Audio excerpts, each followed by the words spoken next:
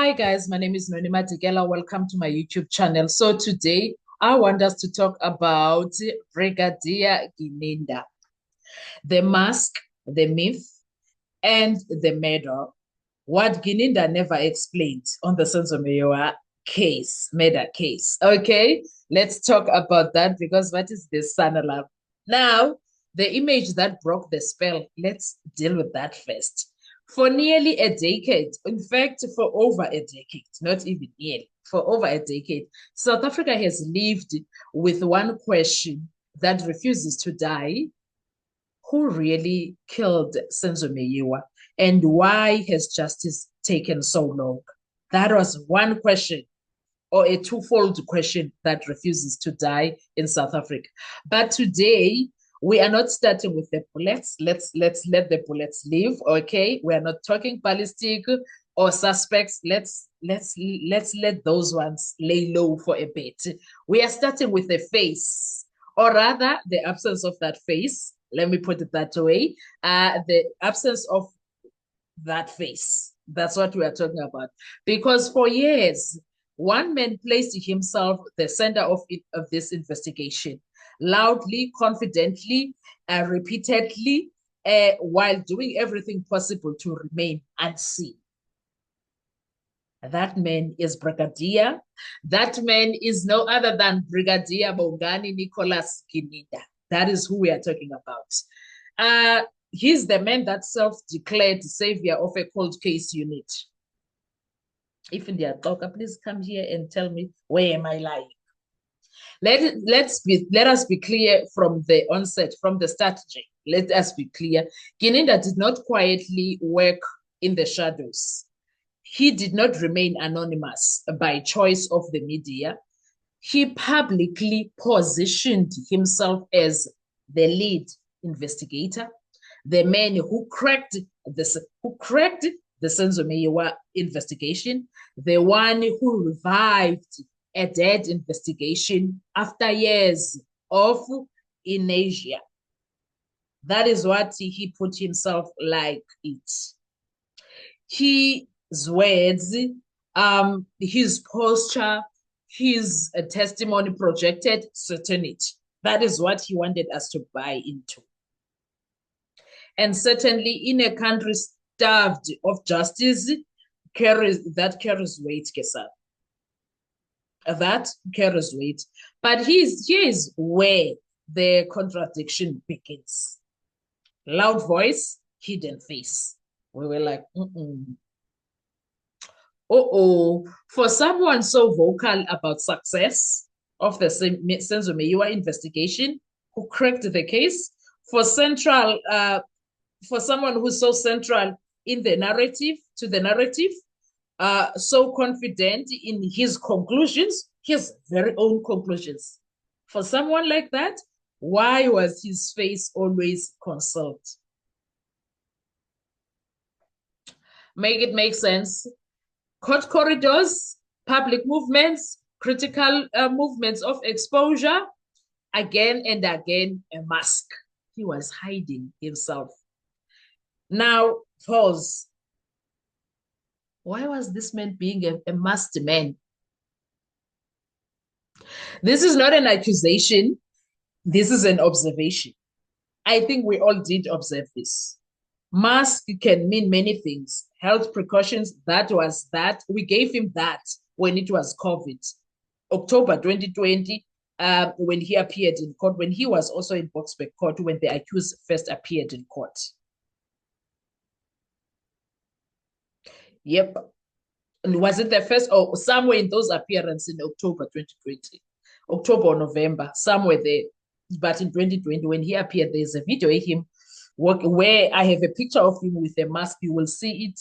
You will see that picture on our video.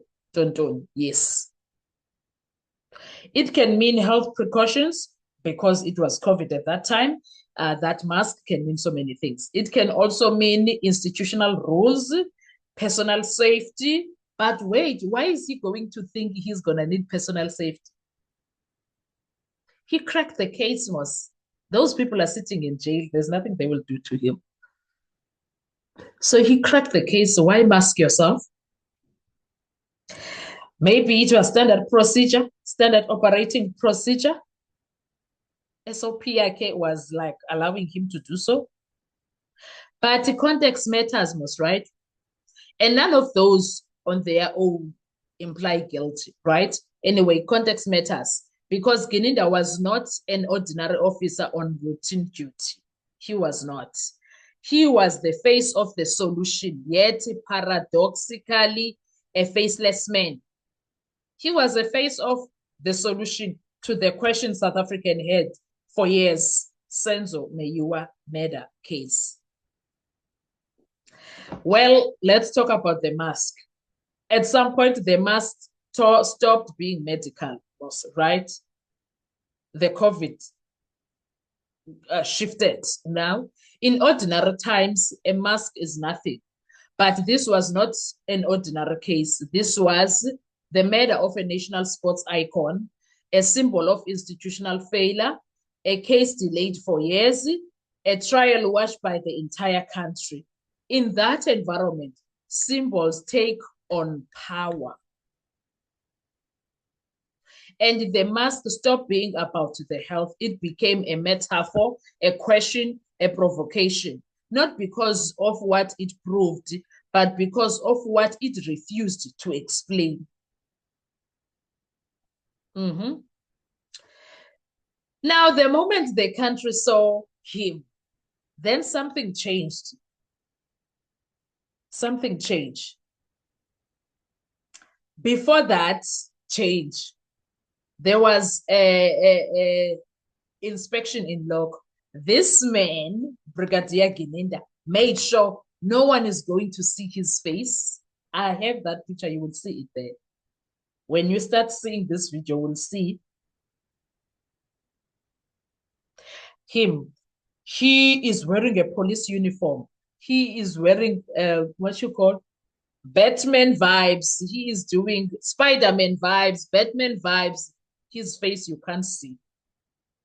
Well, in this case, you can't even see any flesh because he is well hidden.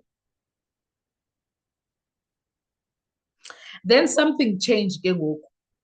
Pahlane, publicly named and contextualized Gininda. The veil dropped. The veil dropped. Suddenly, the name had a face. The mystery evaporated. The country reacted instantly. People were like, "Hi, Bo!" The photos circulated. Social media exploded. And simple questions echoed everywhere. Why hide if you wanted credit? Agiri, he wanted to be credited for being the cracker of the Senzo Meyiwa investigation. I bent myself with an iron. I was busy ironing and I bent. Now, why are you hiding? You want us to credit you as the big boy, the big man who did the things, who made the pots do the things that they could not do. But you are hiding yourself. Why? Important clarifications quickly. Being unmasked does not expose wrongdoing. It only ends anonymity. That's it. But anonymity, once defended, invites scrutiny when it disappears. It does invite scrutiny. What this is not about, let us draw a hard legal line. This is not about claiming Gininda feared exposure, claiming Gininda alleging criminal intent, suggesting conspiracy based on appearance, acquitting concealment with guilty, equating concealment with guilty. None of that is proven. None of that is alleged here, and none of that would survive courtroom. But what's this about? This is about credibility under pressure. In law, credibility is not measured by volume, confidence, self-promotion. It is measured by evidence integrity, chain of custody, corroboration, and survival under cross-examination. The real question is not why was Gininda wearing a mask? The real question is, does the investigation survive without a narrative built around him? Does it? Because if the case is strong, the mask is irrelevant. The face is irrelevant. The personality disappears, but the case collapses. Then everything that looks symbolic will be re-examined by us people. As South Africans. Literally, as South Africans. We ask everything. The Senzo Meyiwa situation, this is not just any murder, guys. This is Senzo Meyiwa, icon, soccer star. Like, this is Senzo, guys. A man whose death became a national wound. A test of policing credibility. And a man that died and exposed police corruption. Police corruption is spoken of everywhere, even in parliament now. It's something that is spoken of, things that they do. It exposes a lot of things, the Senzo Meyiwa case. And this is a mirror held up to the justice system. Senzo Meyiwa case brought a lot of education for many South Africans that did not understand the law. And in cases like this, the public does not just demand arrest, they demand transparency. That is what the public demands. So let us end where the law insists we must. No conclusions, no accusations, no shortcuts, but the truth. Wearing a mask is not evidence, is not guilty. It is not proof of fear, but a narrative matter. Narratives matter. And when justice takes too long, the public interrogates everything, even silence, even symbols, even a face. Because in the Senzo Meyiwa case, South Africa has learned one thing the hard way. Trust is not demanded, it is earned. And once broken, even shadows start to matter. And at the end of the day, this case will not be decided by optics. It will be decided by evidence, law, and the courage of truth under oath. And when judgment finally comes, history will remember only one thing. Did justice survive, or did the mask outlast the truth? And one thing that we are grateful for at this stage is that Uphahlane unmasked the masked man. The veil has been removed. And there is absolutely nothing that Brigadier Gininda can do at this point. We know you, sir. We've seen you. Is it page 203? I think it's page 203. Okay, 303. I don't know. But it's page something there by Paul O'Sullivan's book. He's there. Gininda. Go look for him if you've got the book. So, guys, what are your thoughts about him? Because I saw the country was buzzing. We were all curious. We were all like, Nanku Gininda, Nanku Gininda. Here's the man behind the mask. Here's the man behind the hiding. Oh my God. Anyway, guys, what are your thoughts? Let's talk in the comment section. I will see you on our next video. Bye-bye.